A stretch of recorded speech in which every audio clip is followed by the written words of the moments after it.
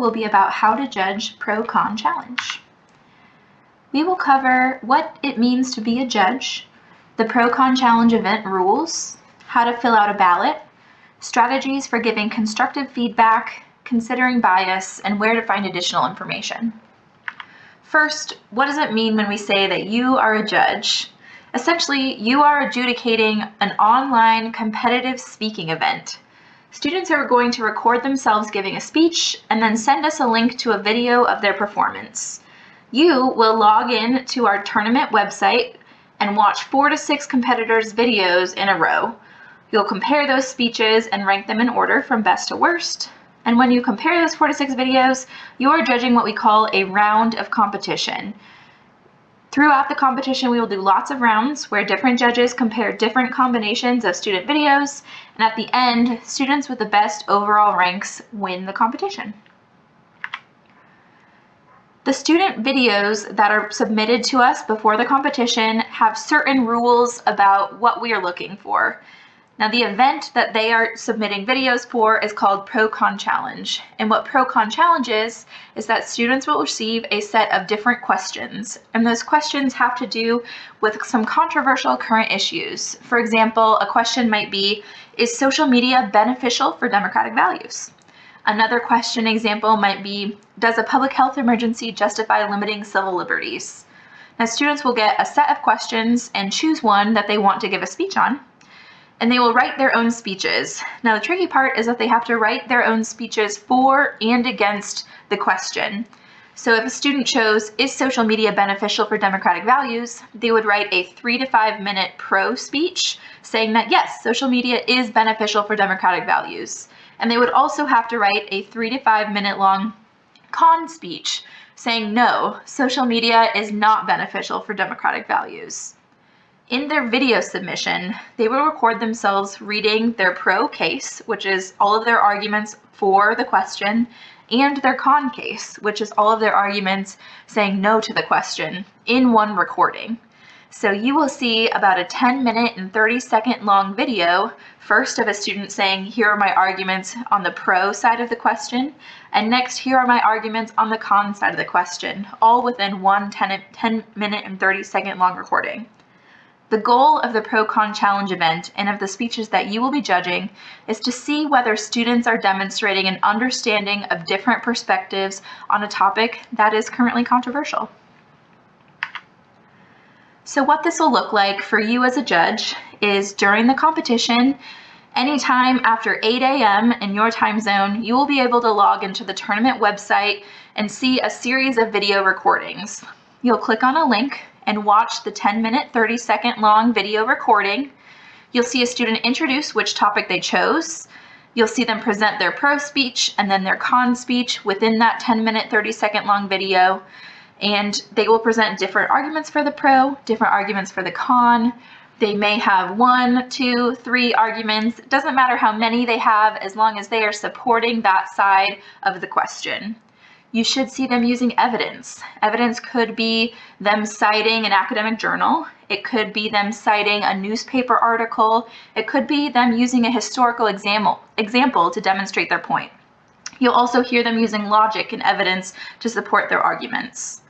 These are not memorized speeches, so you will see students using notes, and that could take really any form of media. So you might see a student standing and reading off of note cards.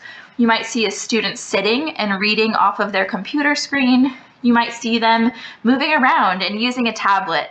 It does not matter, and how they choose to use their notes should not impact their performance or how you choose to rank them, although you can say, of course, that certain things are more distracting or it was difficult to hear them. But again, there's no rule about whether they should be sitting or standing or what type of notes they use for their performance. Again, you will be seeing 4 to 6 videos in one round that you will be ranking against one another. They might be on different topics. You might have some on the same topic, but you will be judging based on whether they demonstrate a solid understanding of different perspectives on that particular topic. So more in depth, what are you as a judge looking for when you are watching these video performances? There's kind of 3 things to focus on. The first one is organization. How is their speech structured? Is it easy to follow? Do you understand when they're moving from their first argument to their second argument? Or is it clear when they transition from their pro case to their con case? Basically, is the way that they're speaking an organized, well-structured speech that is easy for you to understand? The second thing to be looking for is about the content of their speech, their analysis, their arguments. You want to look at the logic and the reasoning behind their arguments. Now, these students do not believe personally in every argument they're making, nor will you, but we're not judging on whether they've personally persuaded you to believe in their point of view, because of course they're forced to argue both sides of the topic as well.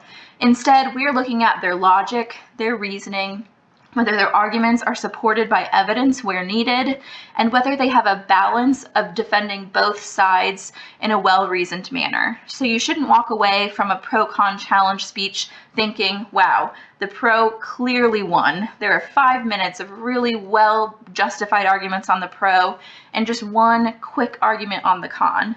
That would maybe not be a reason to rank them first in the round. Instead, you want to walk away from a pro-con challenge speech thinking, maybe they didn't change my mind or my opinion is still the same, but both sides of this argument were really well represented in this student's speech, well researched and well argued. Finally, you can look at the delivery of the speech. Again, we're not talking about whether they're standing or sitting or what types of notes they're using, but instead, in whatever way they choose to present their speech, is it effective in delivering their arguments? Are they making good eye contact? Remember, they're reading off notes, but it is effective to make eye contact with your audience when you're trying to present arguments. Do they have a monotonous way of speaking? Is their rate of delivery too fast? All of these things are things that can influence your decision about who gave the best speech as well.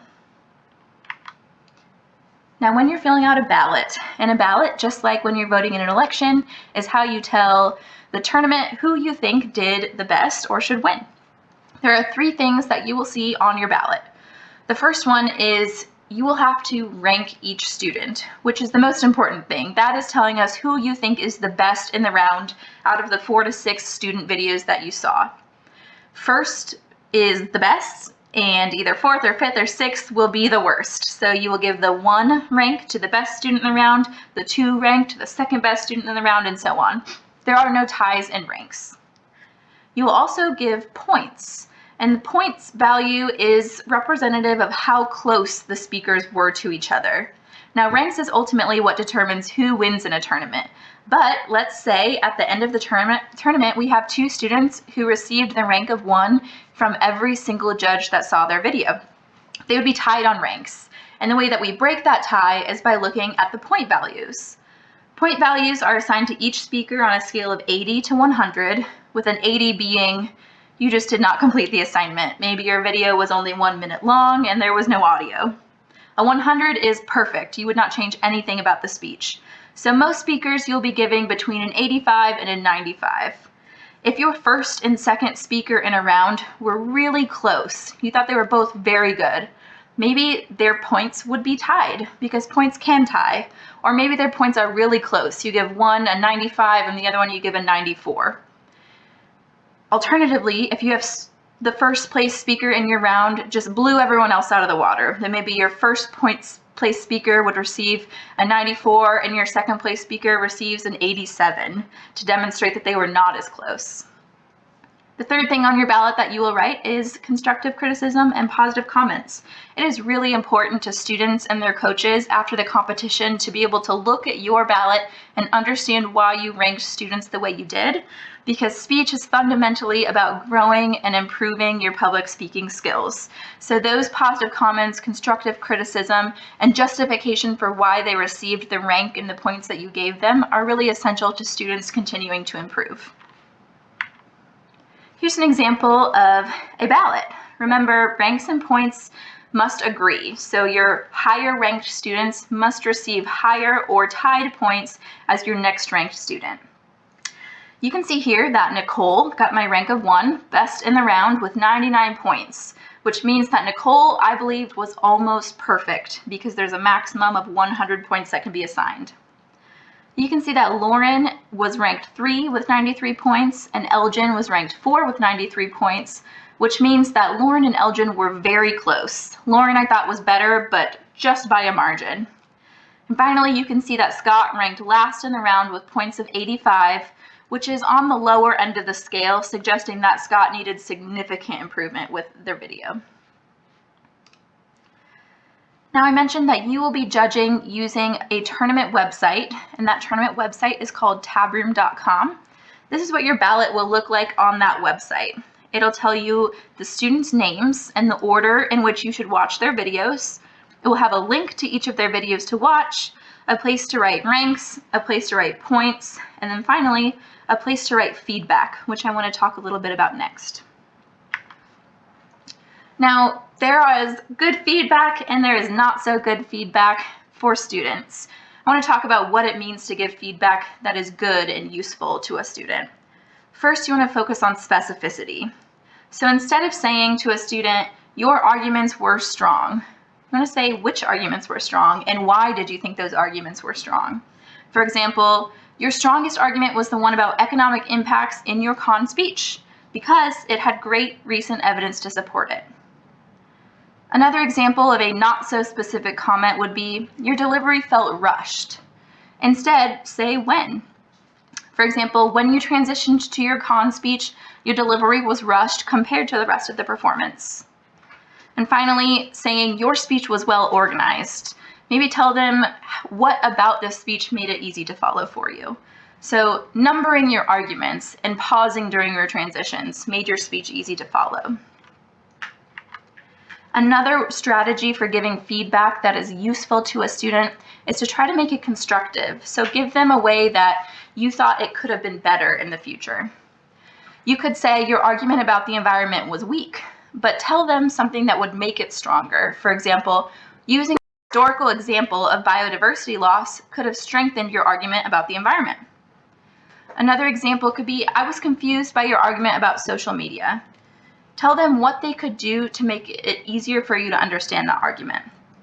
For example, spending more time explaining why social media is uniquely positioned to influence elections would have helped me understand your argument better. Finally, you might say your pro speech was much stronger than your con speech, but give them an example of what was so strong about their pro speech that they could mimic in their con speech to make it stronger. For example, your pro speech had multiple well-developed arguments with evidence. Your con speech only had one argument with no evidence. Try to model your con speech more off of your pro. Lastly, you do want your feedback to be positive. We all know that public speaking is super hard, so the students even showing up and submitting a video is a great first step that we want to encourage. So make sure you're including positive comments while you're including suggestions for improvement. For example, you made excellent arguments in your speech. Keep working on finding and citing evidence to support your arguments. Or, great job being concise and effectively using pauses. Continue to work on removing filler words like from your speaking. Or, overall, your arguments were well reasoned and developed. Your con speech was almost twice as long as your pro speech. Keep working to support your pro speech so your arguments are well balanced. The last thing I want to talk about when you are considering both your comments, your written feedback, your ranks, your points, it's just that we all have implicit biases as judges, and speech, especially judging speech, is ultimately a subjective experience. So making sure that we are aware of and thinking about our biases while we are ranking students and giving them feedback is important. So I listed a couple examples here of comments that might be influenced by bias that we want to avoid. The first one is, I personally disagreed with your arguments. Now, we've talked about how this event is not about persuading you personally that their side, one side of the topic is correct or good or wrong. The students do not get to choose which side of the topic they defend because they are doing both of them. So it is not about your personal thoughts or feelings on whether the arguments they're making are true. Instead, it's about whether their arguments are substantive and well-researched and balanced. Second, you were dressed professionally, or maybe on the other side of the same coin, I wish you were wearing a tie, or I wish you had ironed your shirt. We do have to remember that our competitors in this competition do come from a wide variety of socioeconomic and cultural backgrounds, so what is available and what is professional to students might vary based on these factors. We also have to remember that our female presenting students and our students of color are most often receiving comments about their attire. So just in general, avoiding comments about dress or attire or appearance is probably a good bet. Another example is the pitch of your voice was shrill. Remember, we want to consider whether we are giving comments that are in someone's control. Low quality technology can impact how a person sounds. We know that our female competitors are more likely to get comments on the pitch of their voice when really that's just how they speak. So making sure that we are focusing on things that students can control is important. Finally, the comment, find a quieter space in your home to record your video. Maybe you notice that there's some background noise, or they had their camera pointed in their bedroom and you could see their bed behind them. Commenting on somebody's environment is probably not appropriate. We have to consider that students do not all have access to high quality technology, so their lighting might be bad. You might not have a little bit of a scratchier voice coming from their microphone because it just wasn't high quality. They might have a louder home or things happening behind them. Students typically cannot control these things, so we want to focus on the content of the performance itself. Do your best not to consider items outside of the student's control, and work to reflect, learn, and grow on any biases that you know you have going into judging these events. Lastly, if you want to learn more about judging, speech and debate generally, or the Pro-Con Challenge, here's 2 links. The first one takes you to our competition events guide that will describe Pro-Con Challenge in more detail, and the last one has a free course on judging speech and debate generally.